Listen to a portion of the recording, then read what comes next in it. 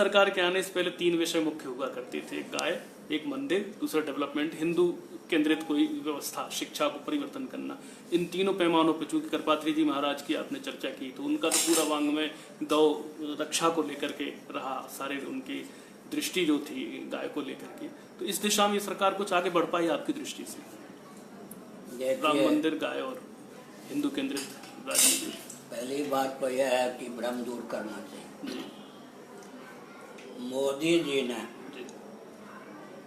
चुनाव लड़ा 4-4.5 वर्ष पहले।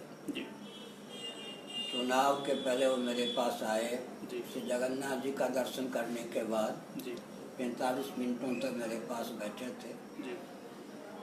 उनके साथ केवल एक राजस्थान के नेता थे, बाकी किसी को हमारे पास आने नहीं दिया था। और केवल 2-3 वाक्य बोले, बाकी हमारी सुनते रहे। मोदी जी जो आए, विकास के नाम पर वो आए। धार्मिक किसी प्रकल्प का अगर उन्होंने नाम लिया तो काशी में चुनाव लड़ने के लिए गंगा माता ने मुझे बुलाया है, समझ गए ना। राम मंदिर, गाय आदि के नाम पर वो नहीं आए, उनकी बात ये। लेकिन अशोक सिंघल जी मेरे पास प्रयाग में बैठे थे, तीसरा जब प्रयाग में, उन्होंने मुझसे कहा कि हम अपने संतों की शक्ति झोंक देंगे मोदी जी को जिताने के लिए। मोदी जी जीतेंगे तो राम मंदिर बन जाएगा, गंगा की रक्षा हो जाएगी, गाय की रक्षा हो जाएगी। मैंने कहा आप धोखे में हो, आप अपनी शक्ति झोंको, लेकिन मोदी जी जब जीत जाएंगे तो वो कहेंगे मैं विकास के नाम पर आया हूँ। आप कहेंगे कि आपको हमने जिताया है राम जी के नाम पर, गाय के नाम पर, धर्म के नाम पर, हिंदुत्व के नाम पर। तब वो कहेंगे धैर्य धारण करो, थोड़े दिन हमको 6 महीने 7 महीने मजबूत होने दो। उसके बाद जब वो प्रबल हो जाएंगे कहेंगे हमारा इस्तीफा ले लो। कहा था मोदी जी, ज़्यादा राम राम करते हो तो इस्तीफा ले लो। तब आप दब जाएंगे, तब आप जनता को कहेंगे कि कोर्ट का मामला है, अभी सुप्रीम कोर्ट में है।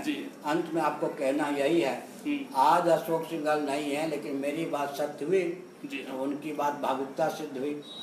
अब सीधी बात यह है कि आरएसएस की एक लाचारी है।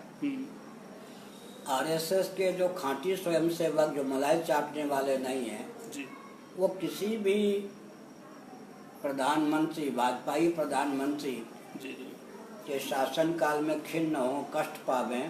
वो जाने कि जिस लक्ष्य से केंद्र में शासन बना, उस लक्ष्य की ओर कोई गति नहीं है। लेकिन उनकी लाचारी है कि चुनाव के अवसर पर वो सपा बसपा या कांग्रेस को तो वोट नहीं देंगे, प्रचार वो करेंगे फिर भाजपा का ही।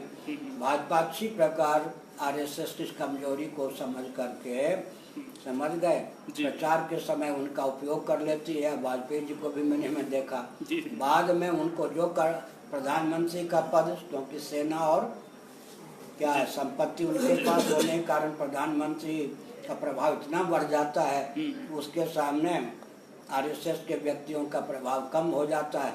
लेकिन प्रचार के अवसर पर, चुनाव के अवसर पर फिर वही है, वही गाथा होती है। इसीलिए मैंने मोहन भागवत जी जब 3-4 साल पहले मेरे पास आए थे, मैंने कहा कि देखिए कांग्रेसी व्यक्ति भी आरएसएस की शाखा में जाते थे पहले, तो आप क्या है ऐसा कीजिए, किसी राजनीतिक दल का गुप्त या प्रकट समर्थक मत बनिए। राष्ट्र को जैसा ले जाना चाहते हैं या जैसा राष्ट्र बनना चाहिए वैसा कहिए। अगर उसका कोई अनुपालन करता है तो जनता अपने आप उपहार के रूप में उस पार्टी को जिताएगी, और नहीं करता है तो आपसे दबेगी। उन्होंने कहा कि हमको एक अवसर 1 साल का दीजिए। आप बात ठीक कह रहे हैं, लेकिन वो तो 4-5 साल बीत गए। इसका मतलब है कि वो वाजपेयी जी के शासनकाल से ही चल रहा है। जब भाजपा के व्यक्ति प्रधानमंत्री अटल जी हों, मोदी जी हों, सामने आ जाते हैं तब इतने प्रबल हो जाते हैं कि आरएसएस आदि को अनुगमन करने के लिए बाध्य होना पड़ता है।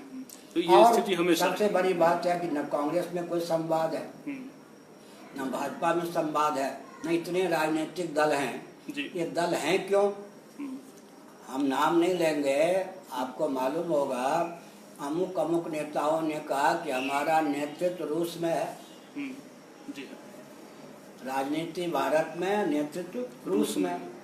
अमुक अमुक ने कहा चीन में है।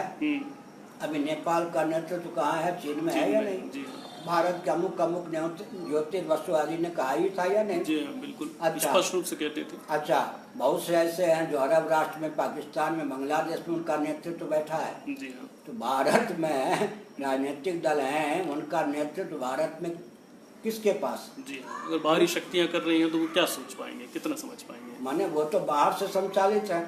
जी हाँ, अच्छा, कम्युनिस्ट अगर हैं, हिंदू में ब्राह्मण भी ऐसे भी कम्युनिस्ट होते हैं, कम्युनिस्टों हैं तो मान लीजिए चीन या रूस की ओर मुड़े हुए हैं। जी हाँ, इसका अर्थ है कि राजनीतिक दल तो कहाँ हैं? भारत के अनुकूल कौन सा राजनीतिक दल है जी जो काम कर रहा हो?